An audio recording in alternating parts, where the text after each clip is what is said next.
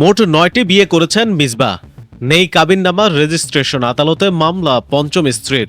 আলোচিত চরমনাইপন্থী ইসলামী বক্তা ও ৩১৩ প্রপার্টিজের চেয়ারম্যান মাওলানা হাবিবুর রহমান মিসবার বিরুদ্ধে যৌতুকের অভিযোগে মামলা হয়েছে।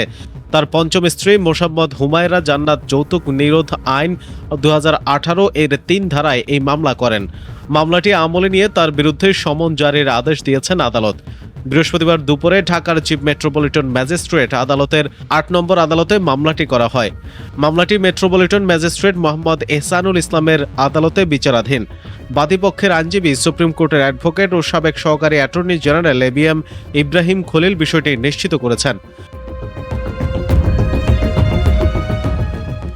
মামলার নালিশি অভিযোগে বলা হয়েছে, সামাজিক যোগাযোগ মাধ্যমে পরিচয়ের সূত্র ধরে ২০২০ সালের ৪ মে শরিয়া অনুযায়ী হাবিবুর রহমান মিসবার সঙ্গে হুমায়রা জান্নাতের বিয়ে হয়।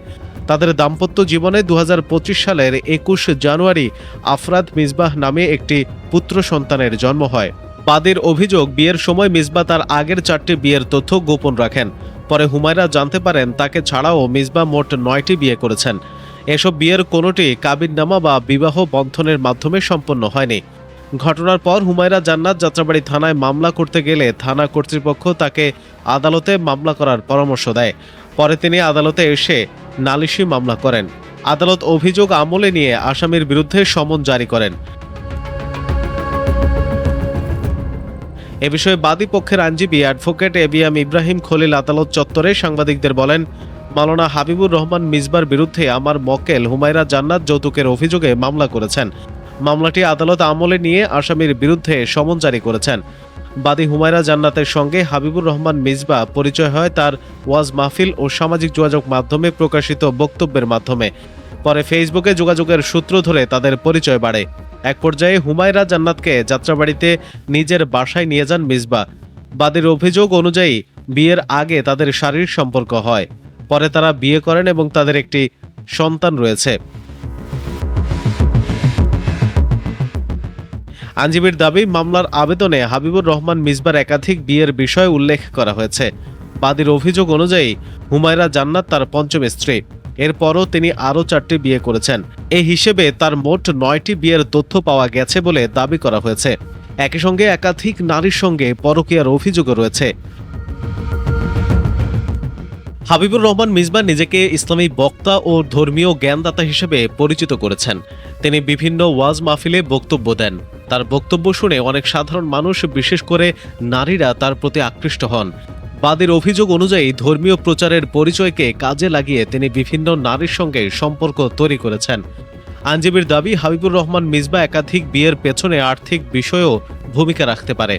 তার সঙ্গে কথা বলে তিনি জানতে পেরেছেন, ওয়াজ মাহফিলে বক্তৃতা দিয়ে তিনি বড় অঙ্কের সম্মানী পান।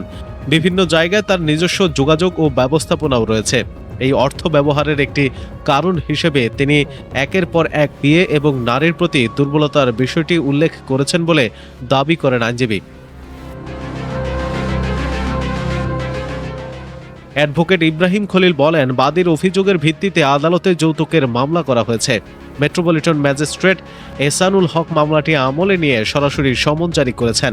পরবর্তী তারিখে আসামি আদালতে হাজির হলে তার বক্তব্য জানা যাবে।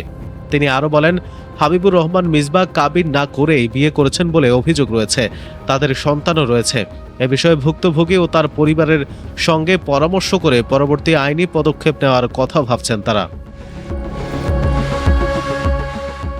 অপরদিকে শামীম কায়সার লিঙ্কনকে ধর্ম প্রতিমন্ত্রী করায় সোশ্যাল মিডিয়ায় প্রতিবাদের ঝড়।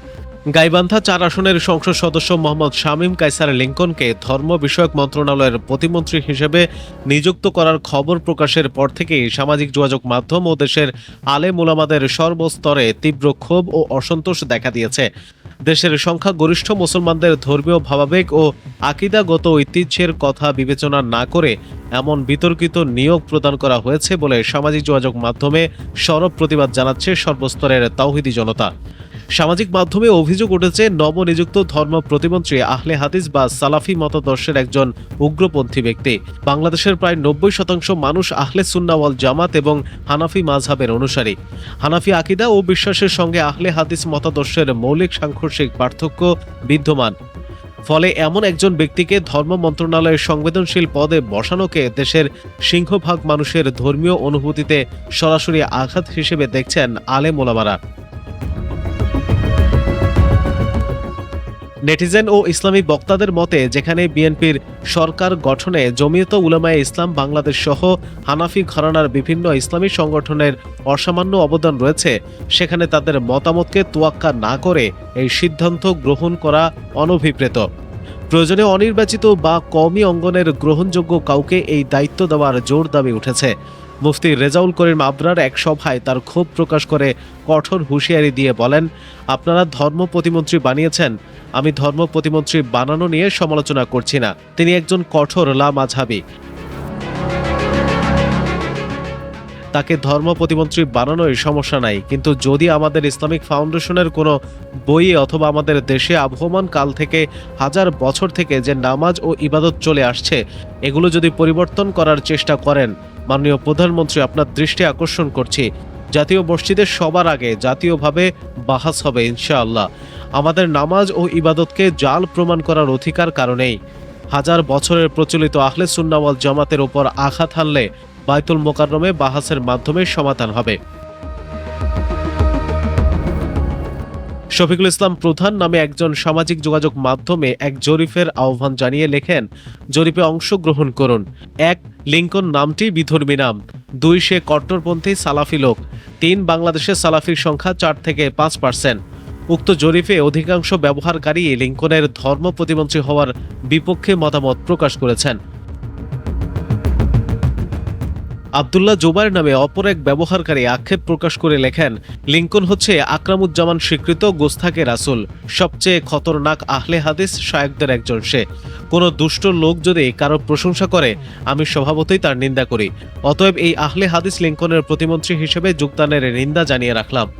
এছাড়া রাজনৈতিক বিশ্লেষক ও কওমি চিন্তাবিদ মুফতি হাবিব জামিল এই পরিস্থিতির জন্য রাজনৈতিক অদূরদর্শিতাকে দায়ী করে লিখেছেন, আইএবি ও জমিয়তের রাজনীতির হাতের কামাই লিংকনের ধর্ম প্রতিমন্ত্রী হওয়া। কওমি অঙ্গনের এই পরিণতির দায় এড়িয়ে যাওয়ার সুযোগ নেই আইএবি ও জমিয়তের। কওমি ধারার রাজনীতির নামে দীর্ঘদিন ধরে তারা যে রাজনৈতিক কৌশল ও ভুল সিদ্ধান্ত এর চর্চা করেছে, আজ তারই মাসুল দিতে হচ্ছে পুরো কওমি অঙ্গনকে।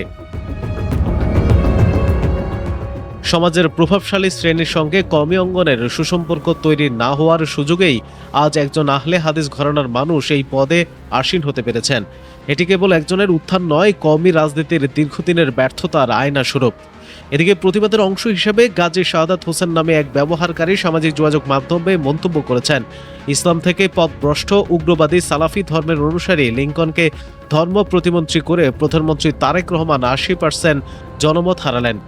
রাজধানীর ধূপখোলায় অনুষ্ঠিত এক মাহফিল থেকে কড়া হুঁশিয়ারি দিয়ে মাওলানা জুনায়েদ আল হাবিব বলেন, বাংলাদেশে মন্ত্রিসভায় দীর্ঘ কোনো দায়িত্বে কোনো আকীদা বিবর্জিত ব্যক্তিকে বসায় দিলে এদেশের মুসলমান মেনে নেবে না।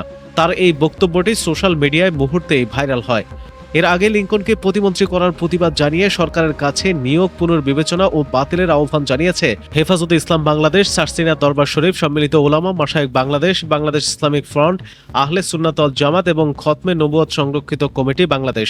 পাশাপাশি জুনায়েদ আল হাবিব ও আল্লামা আব্দুল হামিদ পীর সাহেব মধুপুর সহ শীর্ষ আলেমরা এই সিদ্ধান্তকে সংখ্যাগরিষ্ঠ মুসলমানদের ধর্মীয় অনুভূতিতে আঘাত হিসেবে আখ্যা দিয়েছেন।